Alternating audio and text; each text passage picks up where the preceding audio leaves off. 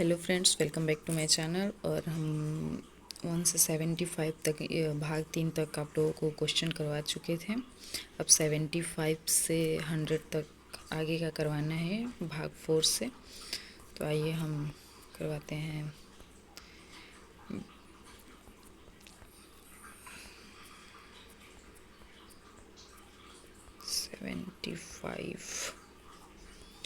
भाग 4 शैक्षणिक तकनीक प्रबंधक और अनुसंधान। प्रश्न 76 से 100 तक।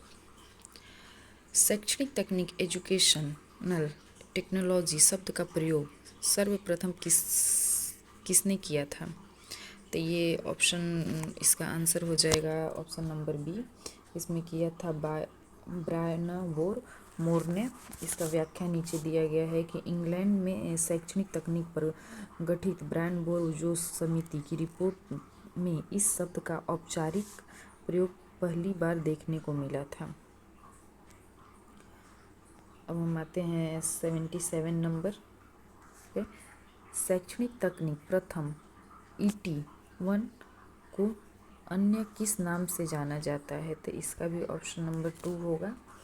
और इसका भी आंसर का यहाँ पे व्याख्या दिया गया है ऑप्शन बी का, कठोरी शिल्प उपागम, हार्डवेयर अप्रोच। अब आइए 78 नंबर पे। स्किनर द्वारा प्रतिपादित अभिक्रम अनुदेशन शैक्षणिक तकनीक के किस उपागम के अंतर्गत आता है? तो इसका भी आंसर बी हो जाएगा, सॉफ्टवेयर उपागम के द्वारा। इसका व्याख्या नीचे दिया गया है, आप पढ़ सकते हैं। सॉफ्टवेयर उपागम शिक्षण और सीखने के सिद्धांत मनोविज्ञान पर आधारित होता है, जिसमें शिक्षण विधियों, पाठ्य सामग्री और अभिक्रमिक अनुवेदन को स्थान दिया जाता है। 79 नंबर क्वेश्चन। भारत का पहला विशेष रूप से शिक्षा के लिए समर्पित उपग्रह एजुकेशनल सैटेलाइट कौन सा है? तो इसका होगा option number B, EDUSAT GSAT-3। इसका भी व्याख्या नीचे दिया गया है। और 80 नंबर क्वेश्चन। कक्षा प्रबंधन में शिक्षक की कौन सी नेतृत्व शैली सबसे सर्वोत्तम मानी जाती है? तो इसका भी आंसर बी होगा, लोकतांत्रिक सहभागी डेमोक्रेटिक। इसका व्याख्या नीचे दिया गया है। लोकतांत्रिक वातावरण में शिक्षक छात्रों के विचार का सम्मान करता है, जिससे छात्र बिना डर के स्वतंत्र रूप से प्रश्न पूछ सकते हैं और सक्रिय रूप से सीखते हैं। 81 नंबर क्वेश्चन आ गया। कक्षा में अनुशासन बनाए रखने का सबसे प्रभावी उपाय क्या है? तो इसका आंसर हो जाएगा बी, शिक्षण कार्य को अत्यंत रोचक, व्यवहारिक और व्यवहारिक बनाना। 82 नंबर क्वेश्चन। शैक्षणिक अनुसंधान का मुख्य उद्देश्य क्या है? ए, नए सिद्धांतों का प्रतिपादन करना और शैक्षणिक समस्याओं का वैज्ञानिक समाधान खोजना। इसका भी व्याख्या नीचे दिया गया है। 83 नंबर क्वेश्चन। जब किसी विद्यालय का शिक्षक अपनी कक्षा की किसी तात्कालिक समस्या, जैसे छात्र का गृह कार्य न करना, के समाधान हेतु अनुसंधान करता है, तो उसे क्या कहते हैं? इसका भी आंसर बी हो जाएगा, क्रियात्मक अनुसंधान, एक्शन रिसर्च में ये आएगा। इसका भी व्याख्या नीचे दिया गया है। अब आइए 84 नंबर क्वेश्चन पे। क्रियात्मक अनुसंधान, एक्शन रिसर्च के परिवर्तक कौन माने जाते हैं? तो इसका भी बी होगा आंसर, स्टीफन एम कोरी।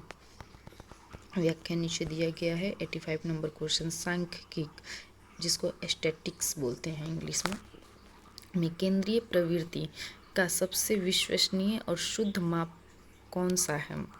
तो इसका भी आंसर भी हो जाएगा, माध्यमान या माध्यम। इसका व्याख्या नीचे दिया गया है। 86 नंबर क्वेश्चन। निम्न प्राप्तांकों का बहुलक मोड क्या होगा?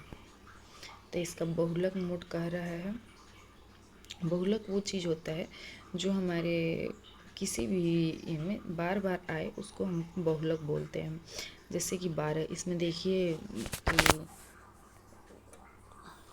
12 एक बार, 2 बार और ये 3 बार, ये अंक बार बार आए हैं। इसके बाद बाकी किसी में भी 12 नहीं है, 15, 18, 16, 22, ये एक एक बार है, 12 बार बार आया है, तो ये बहुलक जिसको इंग्लिश में मोड भी बोलते हैं।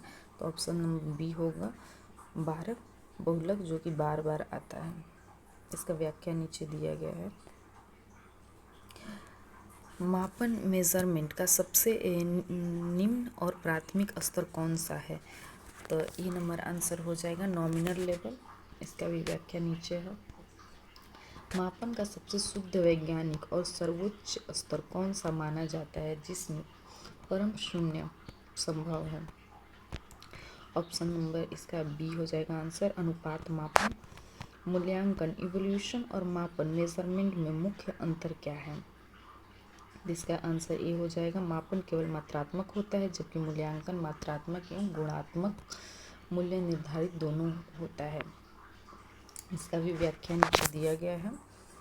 और आइए हम 90 नंबर क्वेश्चन पे आते हैं।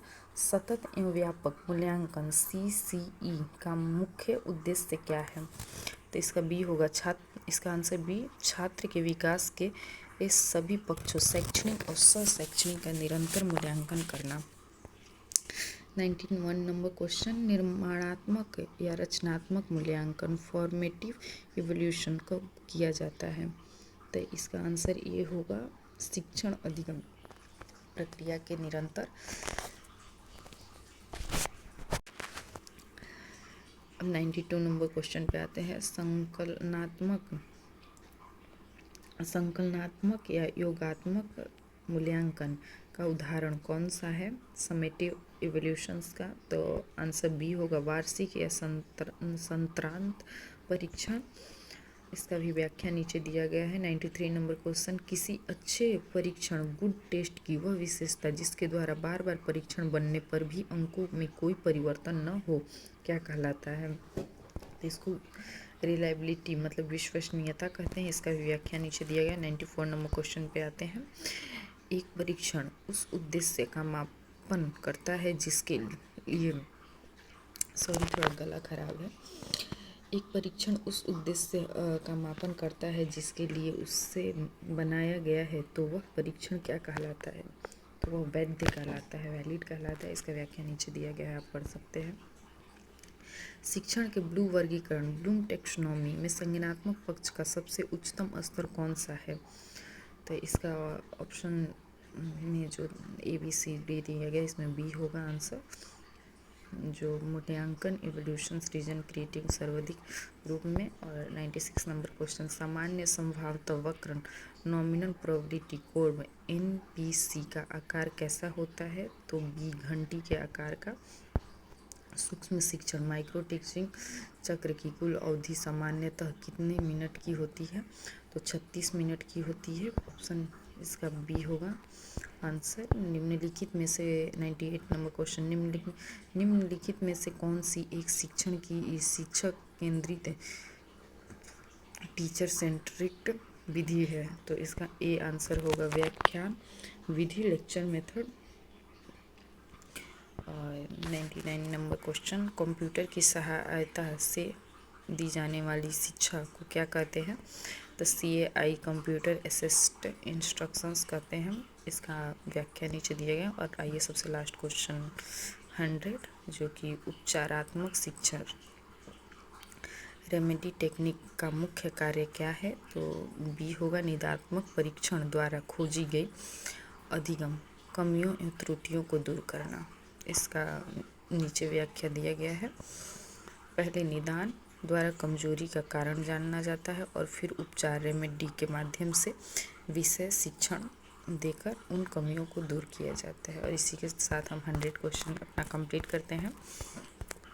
Thank you. बाकी हमारे पास अभी बहुत सारे क्वेश्चन हैं जो कि हम जैसे जैसे समय मिलेगा आप लोगों को अपडेट करते रहेंगे और बाकी इन्फॉर्मेशन देते रहेंगे। Thank you so much.